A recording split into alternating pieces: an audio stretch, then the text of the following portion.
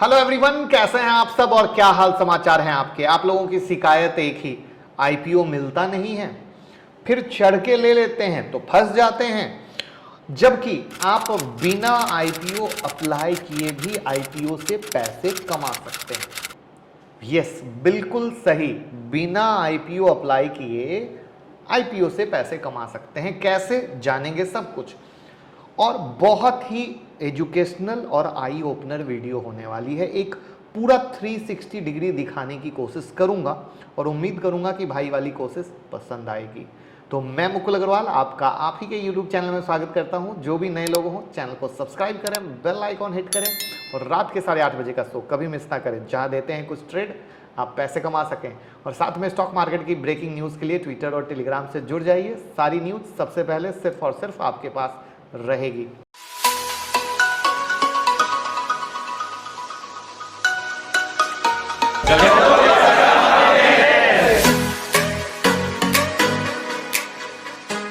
देखिए, सबसे पहले तो एक दो चीज़ें कि आईपीओ अप्लाई करते हैं मिलता नहीं है, दूसरा आईपीओ में पैसे फंस जाते हैं तो वापस कैसे लाएं। ये दोनों चीज़ें बिगनर के लिए मैंने बना दी है वीडियो।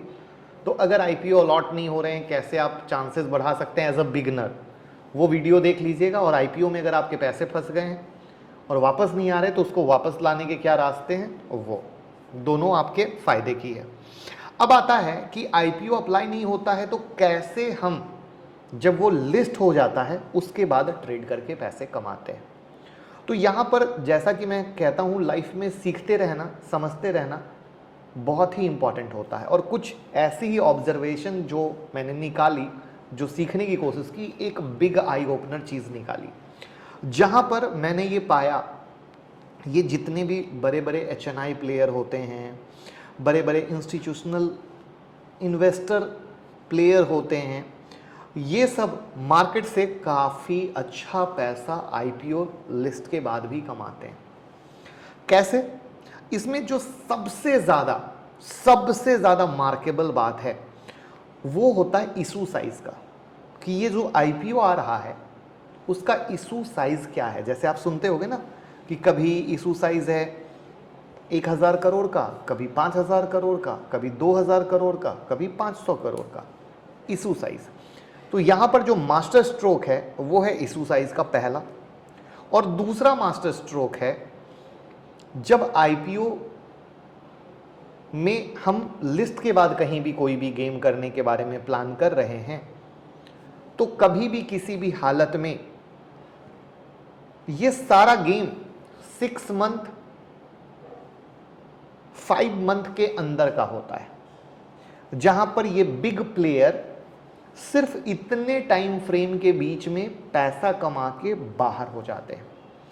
यानी यहां पर कहीं से इन्वेस्टमेंट की बात नहीं हो रही कि हम पकड़ के बैठ गए, और मिल रहा है तो और मिलेगा, और मिल रहा है तो और मिलेगा, ऐसा बिल्कुल नहीं। ये पूरा का पूरा एक स्विंग पोजिशनल का गेम है, इंट्राडे का भी गेम नहीं है। ये भी मैं अभी क्लियर कर दूं, इसलिए इंट्राडे वाले कोई सोच रखते हो तो ये वीडियो उनके लिए नहीं है। अब मोटा मोटा क्या निकल के आया, तो मोटा मोटा निकल के आया, एक तो इशू साइज क्या है, दूसरा 5 to 6 मंथ का गेम है, और तीसरा इसमें बिग प्लेयर एंट्री लेते हैं। अब हम कैसे कर सकते हैं?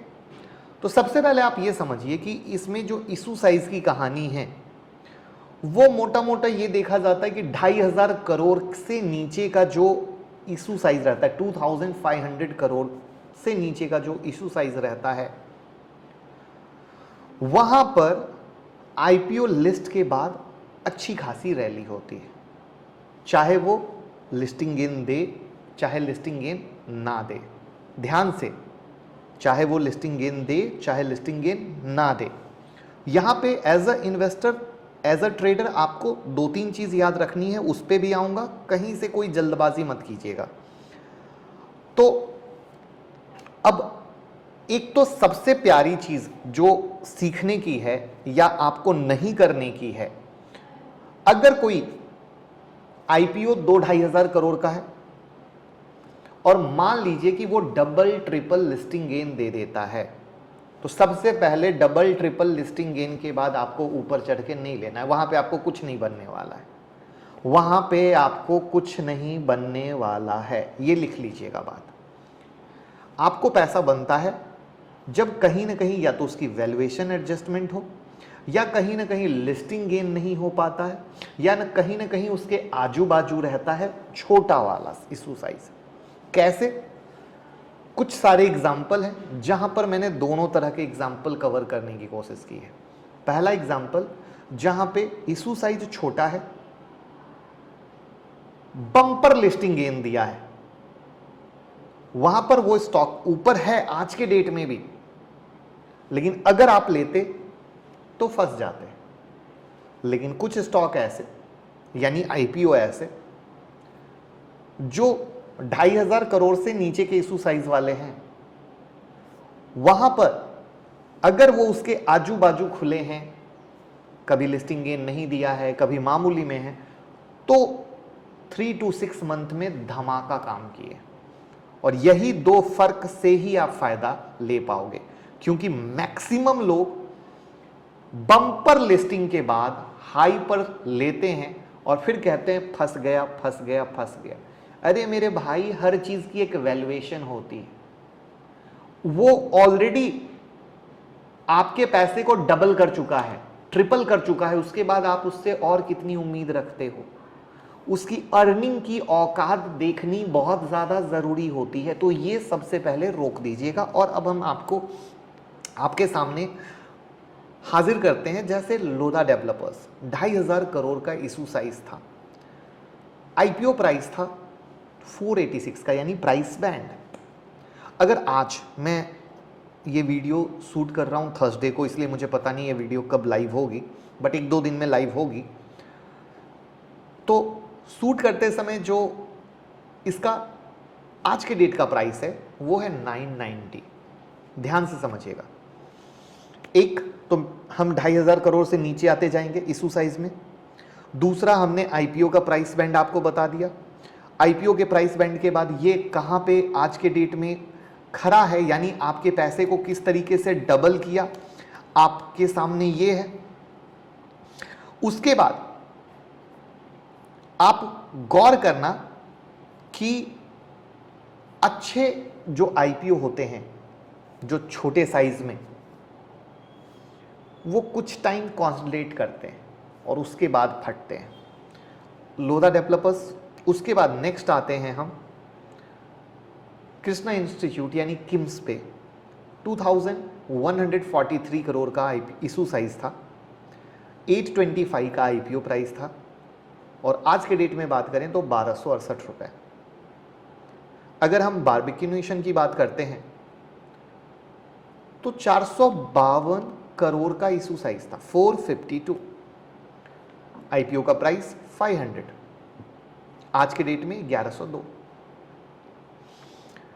ध्यान से समझते जाइएगा किस तरीके से आईपीओ के बाद भी जो चीज अटकी रहती है वहां पैसा कैसे बनता है। अगर आप नज़ारा को देखोगे तो 582 जहां पे इशू साइज था, आईपीओ प्राइस 1,101 का, और आज है 1,831 का। यहां पर हम किसी फंडामेंटल को जोड़ने की कोशिश नहीं कर रहे, किसी टेक्निकल चार्ट को देखने की कोशिश नहीं कर रहे, हम सिर्फ आपको ये बताने की कोशिश कर रहे बिग प्लेयर कैसे पैसे कमाते हैं, और हमें भी उनकी सोच के हिसाब से पैसे कमाना है। दैट्स इट, उसके अलावा कुछ नहीं। उसके बाद अगर आप बात करते हो अनुपम रसायन की, 760 करोड़ का था, 555 आईपीओ का प्राइस था, और 770 का क्लोज, यानी मोटा मोटा वहीं पर। यानी मैं हर एक चीज़ दिखाने की आपको कोशिश कर रहा हूँ। 770 से भी ऊपर गया था, बट आज के डेट के हिसाब से बात करें तो मोटा मोटी वहीं पर। अगर अब हम ईज माई ट्रिप की बात करें तो ईज माई ट्रिप अगर आप गौर से देखो 510 करोड़ का आईपीओ था, राइट है ना, और आज 470 के पास चल रहा है, जबकि लिस्टिंग के डेट 234 रुपए का हाई था इसका, और आज 470 के पास। मतलब जितने छोटे हैं उतना ब्लास्ट है, जितने छोटे हैं उतना ब्लास्ट है। और ईज माई ट्रिप को देखो, कई दिन तक उस लोअर लेवल पे रह गया, कई दिन तक उस लोअर लेवल पे रह गया। आप न्यूरेका को देखो, 100 करोड़ का आईपीओ, 100 करोड़ का था ना। और कहानी क्या, कहानी ये कि 400 का प्राइस, आज कितना है 1687।